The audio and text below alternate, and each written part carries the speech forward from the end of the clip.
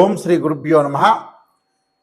2025 English ఈ సంవత్సరంలో మనకి ఏ విధంగా ఉండబోతుంది? 2025లో మేషాది ద్వాదశ రాశుల యొక్క ఫలితాలు ఏ విధంగా ఉండబోతుందో మనం తెలుసుకుందాము.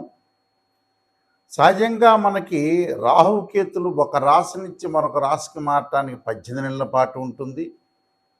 గురువు సంవత్సర కాలం పడుతుంది. శని 2.5 సంవత్సరాల పాటు పడుతుంది. అలానే రవి, బుధ, శుక్రగ్రహాలు 30 రోజుల పాటు ఒక రాశి నుంచి మరొక రాశికి మారటం, కుజుడు 45 రోజుల పాటు మారటం, చంద్రుడు 2.5 రోజుల పాటు పడుతూ ఉంటుంది. మరి ఈ 2025లో అతి పెద్ద గ్రహాలను మనం అంచనా వేసుకునేటట్లయితే, అంటే మిగతా గ్రహాలన్నీ కూడా కొంత మార్పులు జరుగుతూ ఉంటుంటాయి. కొన్ని కాంబినేషన్స్, కొన్ని కంజంక్షన్స్ జరుగుతూ ఉంటాయి సహజంగా. అవన్నీ కూడా నెల రోజుల పాటు ఒక రాశి నుంచి మరో రాశికి 45 రోజుల పాటు మారుతూ ఉంటాయి. సహజంగా అవన్నీ కూడా మార్పులు జరుగుతుంటాయి. కానీ అతిపెద్ద గ్రహాలైన రాహుకేతులు మనం అనుకున్నట్టుగా 18 నెలల పాటు ఉంటాడు. శని 2.5 సంవత్సరాలు, గురువు సంవత్సర కాలం పాటు ఉంటాడు. మార్చి 29వ తారీఖు 2025 రాత్రి 9:44 పూర్వభద్ర నక్షత్రం 4వ పాదంలో మీనరాశిలోకి శని యొక్క సంచారం జరుగుతుంది. అలానే మే 14వ తారీఖున 2025 ఉదయం 11:34 మృగశిర నక్షత్రం 3వ పాద ప్రవేశంతో మిథున రాశిలోకి గురువు సంచారం చేస్తాడు. అంటే వృషభ రాశి నుంచి మిథున రాశిలోకి సంచారం జరుగుతుంది. మే 20వ తారీఖు 2025 ఉదయం 6:45 పూర్వభాద్ర నక్షత్రం 3వ పాద కుంభరాశిలోకి ప్రవేశంతో రాహు కుంభరాశిలోకి మీనరాశి నుంచి కుంభరాశిలోకి ప్రవేశం జరుగుతుంది. అలానే మే 20వ తారీఖున ఉదయం 6:45 కేతు ఉత్తరా నక్షత్రం 1వ పాద సింహరాశిలోకి ప్రవేశం జరుగుతుంది. అంటే కన్య నుంచి సింహరాశిలోకి కేతు యొక్క ప్రవేశము, మీనం నుంచి కుంభరాశిలోకి రాహు యొక్క ప్రవేశము, వృషభం నుంచి మిథునంలోకి గురువు యొక్క ప్రవేశము, దానితో పాటు శని భగవానుడు కుంభం నుంచి మీనరాశిలోకి సంచారం చేస్తారు. అంటే అతిపెద్ద గ్రహాలు ఈ 4 గ్రహాలను బట్టి మనకి 2025లో ఏ విధంగా మేషాది ద్వాదశ రాశుల యొక్క ఫలితాలు ఏ విధంగా ఉన్నాయో ఒక్కసారి మనం తెలుసుకుందాం. ఈ 2025లో మకర రాశి వాళ్ళకి 45% బాగుంటుంది. శని యొక్క ప్రభావం అనేది తగ్గింది. మకరం, కుంభం, మీనం అంటే శని మీనరాశిలోకి సంచారం చేస్తాడు మార్చి 29వ తారీఖున. అంటే మకరం, కుంభం, మీనం అంటే తృతీయ స్థానంలో శని యొక్క సంచారం వల్ల అనుకున్న పనులన్నీ కూడా నెరవేరటం, ధనధాన్య వృద్ధి కలిగే అవకాశాలు ఎక్కువ ఉంటాయి. డబ్బు పరంగా, ఆదాయపరంగా బాగా పెరిగే అవకాశాలు ఎక్కువ ఉంటాయి. అలానే గౌరవ సన్మానాలు, గౌరవమైన విషయాల్లో కొద్దిగా శ్రద్ధ పెట్టాలి. తొందరపడి ఎవరితో కూడా మాట్లాడకూడదు. తొందరపడి మాట్లాడటం వల్ల కూడా కొన్ని ఇబ్బందికరమైన వాతావరణాలు వస్తాయి. ప్రతిదాన్ని కూడా కొంత ఆలోచన చేసి ఆచితూచి అడుగు వేసి ముందుకెళ్ళటం అనేది చాలా ఇంపార్టెంట్. అయితే డబ్బులు ఇన్కమ్ అనేది గ్రోత్ అవుతుంది, కానీ డబ్బులు ఏదో రకం ఖర్చు అయ్యే సూచనలు కూడా ఉన్నాయి వీళ్ళకి. అంటే ఆదాయం అనేది కొంతవరకు పెరుగుతూ ఉండగా ఖర్చులు కూడా దానెంబటి పెరుగుతూ ఉంటున్నాయి. ఇక్కడ ఈ రాశి వాళ్ళ కారణం ఏంటంటే గ్రహస్థితి 4 గ్రహాలు కూడా మధ్య రకంగా ఉన్నాయి. అంటే మకరం, కుంభం, మీనం, మేషం, వృషభం, మిథునం 6వ స్థానంలో గురువు యొక్క సంచారం అంటే కొంత డబ్బులు ఖర్చు అవుతాయని అర్థం. 8వ స్థానంలో కేతు యొక్క సంచారం వల్ల ఆరోగ్యపరంగా హాస్పిటలైజేషన్కి డబ్బులు ఖర్చు అయ్యే సూచనలు ఎక్కువ ఉంటాయి. ఆరోగ్య విషయంలో కొంత కుదుటపడాలి. ఆరోగ్యపరంగా ఇబ్బందులు లేకుండా చూసుకోవాలి. ఆరోగ్యం మహాభాగ్యం, హెల్త్ ఈజ్ వెల్త్ అన్నారు, హెల్త్ ఈజ్ గ్రేట్ లక్ అన్నారు. ఆరోగ్యాన్ని కొంత జాగ్రత్తగా చూసుకుని ముందుకెళ్ళటం అనేది చాలా ఇంపార్టెంట్. అలానే పిల్లల యొక్క చదువు పట్ల శ్రద్ధ చూపిస్తారు. ఆలోచనలు బాగా ఉంటాయి. అన్నీ కూడా అనుకూలంగా ఉండే అవకాశాలు ఎక్కువగా ఉంటాయి. ప్రతి పనిలో కూడా రాజీ ధోరణి లేకుండా ముందుకు వెళ్ళే అవకాశాలు ఎక్కువగా ఉంటాయి. మిగతా గ్రహాల యొక్క ప్రభావం ఏంటి? అన్ని గ్రహాల యొక్క ప్రభావాన్ని మనం క్యాల్కులేట్ చేస్తేనే వీళ్ళకి 45% బాగుంటుందని చెప్పుకోవచ్చు. ఇవన్నీ కూడా గోచారీత్యా చెప్పబడే ఫలితాలని చెప్పుకోవచ్చు. అంటే మకరం, కుంభం, మీనం మూడవ స్థానంలో శని యొక్క సంచారం వల్ల లాభం కలుగుతుంది. కానీ ద్వితీయంలో రాహు వల్ల కుటుంబంలో భార్యాభర్తల మధ్యలో విభేదాలు రాకుండా చిన్న చిన్న విషయాలన్నీ కూడా పరిగణలోకి తీసుకోకూడదు. చికాకులు తగ్గించుకోవాలి, ముందుకు వెళ్ళాలి. దానిలో కూడా కొంత ఆలోచన చేసి ముందుకు వెళ్ళాలి. ప్రతిదానికి కూడా మనం విదేశాలకు వెళ్ళే అవకాశాలు వీళ్ళకి మెండుగా ఉంటాయి. నూతన వ్యాపారాలు ప్రారంభం చేయకూడదు. ఎట్టి పరిస్థితుల్లో కూడా ఉన్న వ్యాపారాన్ని చాలా జాగ్రత్తగా సజావుగా ముందుకు వెళ్ళాలి. వివాహం కానీ స్త్రీ పురుషులు ఎవరైతే ఉంటుందో వివాహాల దగ్గరికి వచ్చినట్టు వచ్చి 2-3 సంబంధాలు తప్పిపోయి మూడో సంబంధం కలిసే అవకాశాలు ఎక్కువగా ఉంటాయి. ప్రతిదానిలో కూడా కొంత విజయం సాధించి ముందుకు వెళ్ళే అవకాశాలు ఎక్కువగా ఉంటాయి. అంటే ఎలక్ట్రానిక్ గూడ్స్ కొనుగోలు చేయటం ఒకటి, అలానే ప్రేమించిన యువతి యువకులు కూడా వివాహాలు చేసుకోవటం ఒకటి, తీర్థయాత్రలు పుణ్యక్షేత్రాలకి కొంత లాభించే అవకాశాలు, పై అధికారుల యొక్క ఒత్తిడి పెరిగే అవకాశాలు ఎక్కువ ఉంటాయి.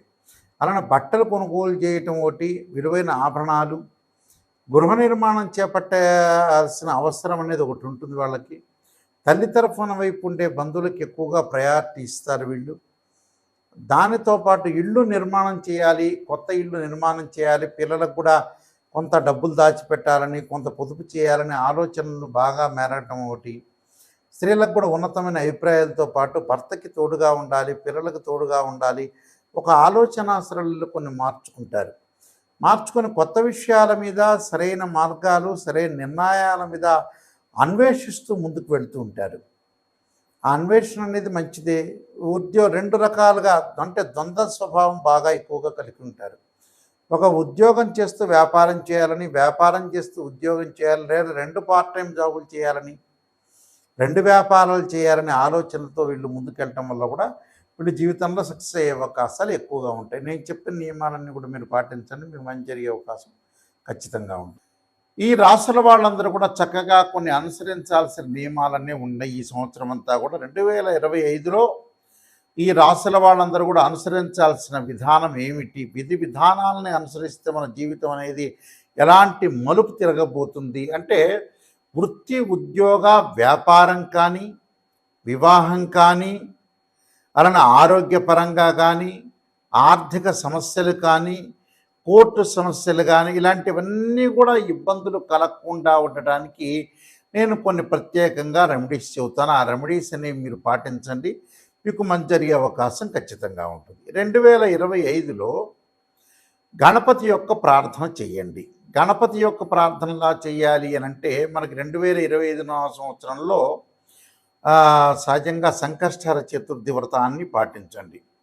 సంకష్టహర చతుర్థి వ్రతాన్ని ప్రతి నెలలో చేసుకోవటం కానీ, లేకపోతే నెలకి ఒక నెలలో చేస్తే నెక్స్ట్ మంత్ ఆపేసుకుని ఆపై మంత్లో కానీ సంకష్టహర చతుర్థి గణపతి యొక్క ప్రార్థన, గణపతిని గకార అష్టోత్తరంతో ప్రార్థన చేయండి.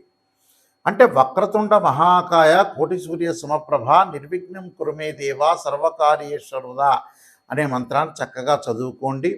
వీలైతే తత్పురుషాయ వక్రతుండాయ ధీమహే తన్నోదంతి ప్రచోదయాత్ అనే మంత్రాన్ని చదవటం ఒకటి. గణపతి యొక్క ఆలయాలను దర్శనం చేయండి. అది ఎప్పుడు సంకష్టహర చతుర్థి రోజున కానీ, బుధవారం కానీ, హస్తా నక్షత్రం కానీ.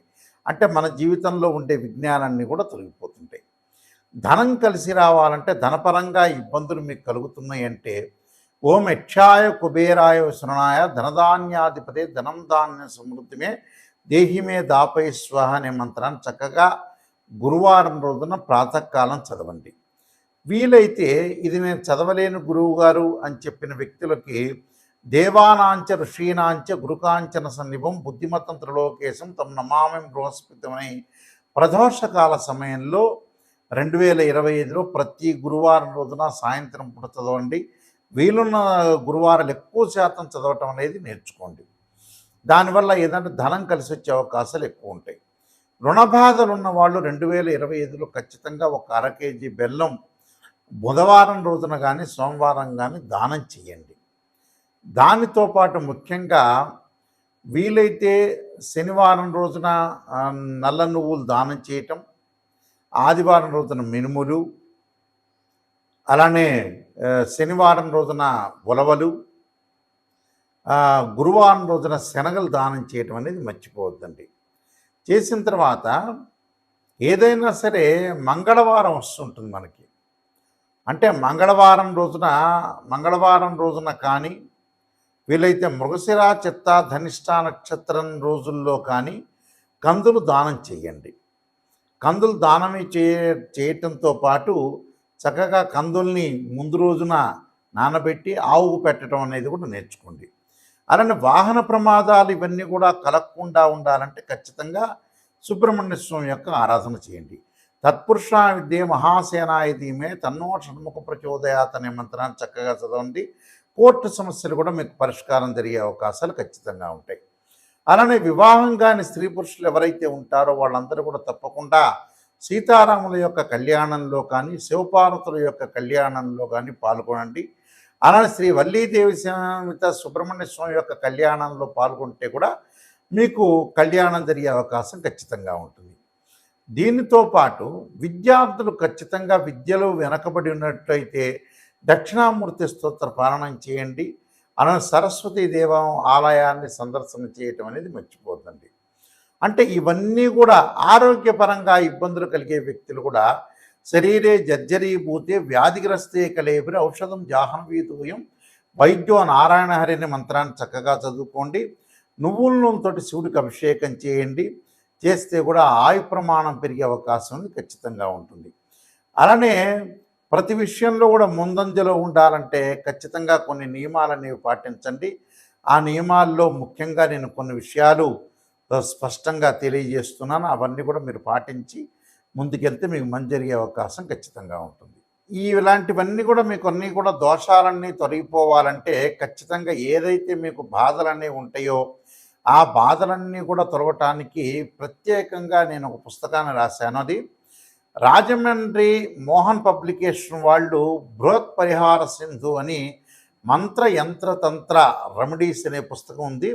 ఆ రెమెడీస్ అనే పుస్తకంలో చక్కగా మీరు అన్ని మీకు ఏదైతే ఈతి బాధలన్నీ ఉంటాయో రకరకాల ఆరోగ్యపరంగా కానీ, ఉద్యోగపరంగా కానీ, వివాహపరంగా కానీ ఇబ్బందులు కలిగిన వ్యక్తులు ఎవరైతే ఉంటారో వాళ్ళందరూ కూడా చక్కగా ఆరోగ్యం పెంపొందించుకోవాలి, ధనం కలిసి రావాలి, పిల్లల యొక్క పెళ్ళిళ్ళు కావాలి, చదువులు ఉండాలి, రకరకాల సమస్యలు మనుషులు బాధపడుతూ ఉన్నారు.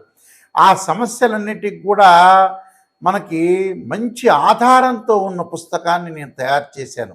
ఏమిటంటే అది రామాయణంలో కానీ, భాగవతంలో కానీ, భారతంలో ఉండే కొన్ని శ్లోకాలు కానీ, అలానే పురాణాల్లో కానీ, ఇతిహాసాల్లో కానీ మంచి మంచి శ్లోకాలు మంత్రాలన్నీ కూడా మనకు వేదం చెప్తుంది. ఆ వేదంలో ఉండే శ్లోకాలు మంత్రాలకు సంబంధించినవన్నీ కూడా రెమెడీస్ అనేవి కొన్ని పుస్తకంలో ఉంది కాబట్టి నేను రాసిన పుస్తకంలో పొందుపరిచానది. ఆ పుస్తకం పేరు బృహత్ పరిహార సింధు అంటారు. ఇది రాజమహేంద్రవరం మోహన్ పబ్లికేషన్ వాళ్ళు ప్రింట్ చేశారు. ఈ పుస్తకంలో మీకు ఏదైతే దోషాలనేవి జాతకపరంగా ఉంటాయో ఆ దోషాలన్నీ కూడా తొలగటానికి ఆ పుస్తకం అనేది చాలా ఉపయోగపడుతుంటుంది. ఆ పుస్తకాన్ని మనం స్క్రీన్ మీద చూపిస్తున్నాము. అందరూ కూడా ఆ పుస్తకాన్ని తీసుకుని ఆ పుస్తకంలో గ్రంథంలో ఉంటే ఏదైతే మీకు బాగలేదో ఆ శ్లోకాలు మంత్రాలు చదవటం వల్ల కూడా మీకు చక్కని పరిష్కార మార్గం దొరుకుతుందని మరి నేను ఆశిస్తున్నాను. సర్వే జనా సుఖినో భవంతు.